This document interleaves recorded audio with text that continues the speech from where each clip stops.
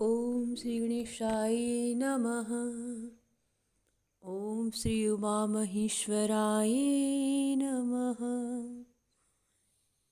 कार्तिक मास महात्म्यम छठा अध्याय। माता तुलसी की उत्पत्ति का रहस्य। जड़ में भगवान श्री विष्णु का वास। देवराज इंद्र द्वारा भगवान श्री शिव की अवज्ञा करने पर शिव की क्रोधाग्नि द्वारा समुद्र से उदंड बालक का प्राकट्य होना। वह बालक बड़ा होकर क्रूर दैत्यराज जलंधर बना और प्रबल बलशाली होने से जलंधर द्वारा इंद्र आदि देवताओं को युद्ध के लिए ललकारना। राजा पृथु ने कहा, हे नारद जी, आपने कार्तिक मास के व्रत में तुलसी जी की जड़ में भगवान श्री विष्णु का निवास बतलाकर उस स्थान की मिट्टी का पूजन बतलाया है। अब मैं श्री तुलसी जी की उत्पत्ति के संबंध को जानना चाहता हूँ। तुलसी कहाँ और कैसे उत्पन्न हुई, बताने की कृपा करें। नारद जी ने कहा, हे राजन, एक समय जब देवगुरु बृहस्पति और देवराज इंद्र अप्सराओं सहित कैलाश पर्वत पर शंकर जी का दर्शन करने के लिए जा रहे थे तो श्री शंकर महाराज जी ने उनकी परीक्षा दी। उन जटाधारी दिगंबर ने उन्हें मार्ग में ही रोक लिया और यद्यपि वे तेजस्वी, शांत, लंबी भुजा वाले और चौड़ी छाती वाले, गौर वर्ण, विशाल नेत्रों से युक्त और सिर पर जटाधारी वैसे ही बैठे थे, तथापि इंद्र ने शंकर जी को न पहचान उनका नाम, धाम आदि परिचय पूछा और कहा कि शंकर जी अपने स्थान पर हैं या कहीं गए हुए हैं। इस पर तपस्वी ने कुछ नहीं उत्तर दिया, परंतु स्वर्ग के ऐश्वर्य से गर्वित होकर के इंद्र कब तक चुप रहते।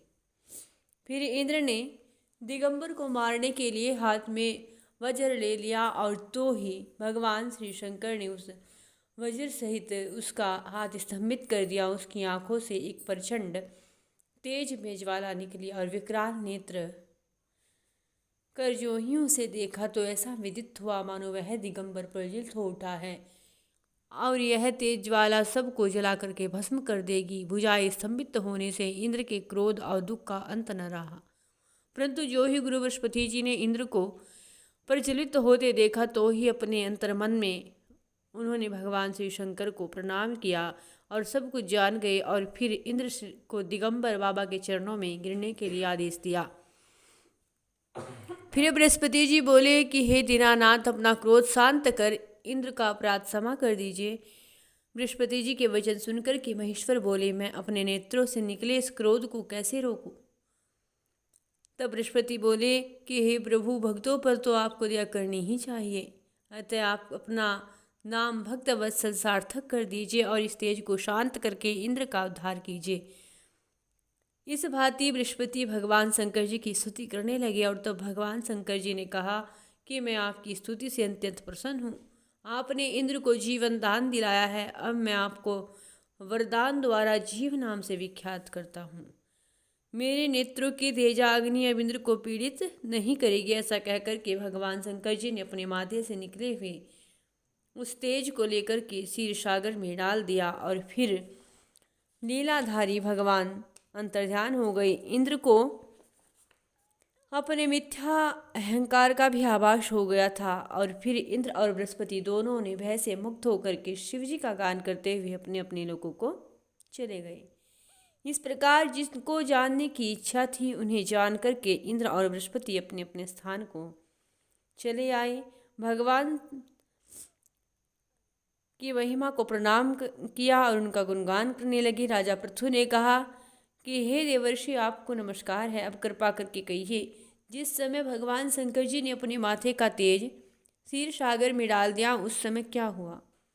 नारद जी ने कहा, हे राजन, जब शंकर जी ने तेज क्षीर सागर में डाल दिया तो वह तेज शीघ्र ही एक बालक होकर के गंगा सागर के संगम पर बैठकर संसार को बह देने वाला रुदन करने लगा।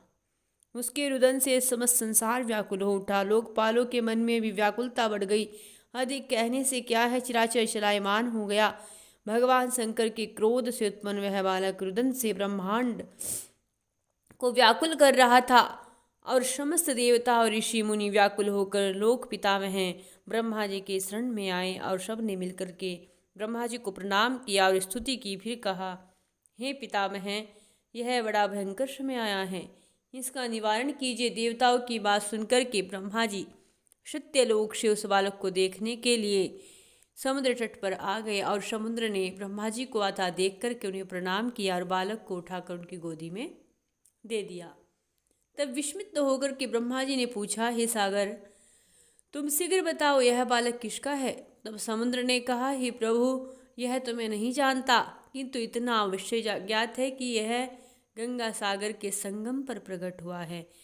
अतः आप इस बालक का जाति कर्म आदि संस्कार कीजिए। इसका जातक फल बताइए। नारद जी कहते हैं कि इधर तो सागर ब्रह्मा जी से ऐसा कह रहा था, उधर सागर पुत्र भी ब्रह्मा जी के गले में हाथ डालकर बार बार उनको आकर्षित कर रहा था। अब तो उसने ब्रह्मा जी की दाढ़ी जोर करके नोड़ दी।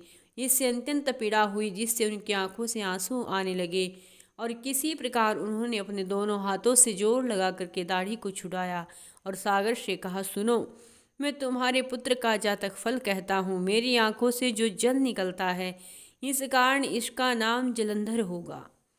और यह बालक पैदा होने के साथ ही तरुण हो गया था। इससे यह सब शास्त्रों में पारंगत, महापराक्रमी, महावीर और जवान, रणवीर तथा सभी दैत्यों में अगर नहीं होगा।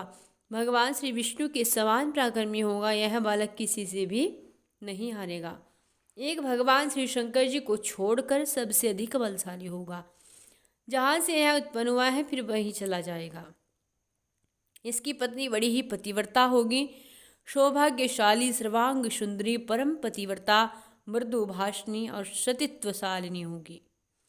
नारद जी ने कहा कि हे राजन, सागर से ऐसा कह करके ब्रह्मा जी ने शुक्राचार्य को बुलाकर बालक का राज्याभिषेक कराया और फिर स्वमंत्र ध्यान हो गई। अब तो उस बालक को देखकर सागर बहुत प्रसन्न हुआ और कितने ही उपायों से उसका पालन करके बड़ा किया। फिर और काल ने वे नामक असुर को बुलाकर उसकी वृंदा नाम की पुत्री से लड़के का विवाह करा दिया। और वृंदा अत्यंत ही सुंदर थी, सारे विश्व में प्रथम सती और पतिव्रता थी। परम सुंदर निष्ठावान पत्नी पाकर जलंधर अत्यंत प्रसन्न हुआ। वृंदा अपने पति को नारायण समझकर उसकी पूजा और सेवा किया करती थी। नारद जी बोले कि हे राजन परथु, अब मैं पतिव्रता स्त्रियों के कुछ लक्षण बतलाता हूँ, ध्यान से सुनो। पतिव्रता स्त्री अपने पति के दुख में दुखी, पति के सुख में सुखी रहती है। पति के परदेश जाने पर विरह वेदना का अथाह दुख सहन करती है और फिर मृत्यु के पश्चात पतिव्रता स्त्री पति के साथ सती हो जाती है। अपने पति के पाप व पुण्य में आधे की भागीदार होती है। ऐसी स्त्री अर्धांगिनी मानी जाती है।